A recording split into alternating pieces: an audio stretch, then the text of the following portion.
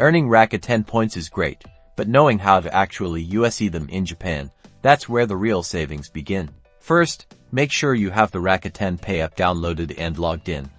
This is the easiest way to spend points seamlessly at participating stores. Open the Rakuten Pay App. You'll see your available Rakuten point balance right at the top. Look for the button that says something like Use Points and tap it. The wording might be in Japanese, so keep an eye out for those characters. When you're at the register, tell the cashier you want to pay with Rakuten Pay. They'll likely ask if you want to use your points. Confirm that you do. The app will generate a barcode.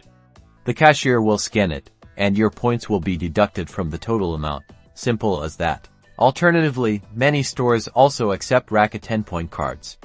You can find your physical Rakuten point card, and the cashier can scan the barcode to use your points during checkout after you inform them you wanted to use Rakuten points. Rakuten points are widely accepted.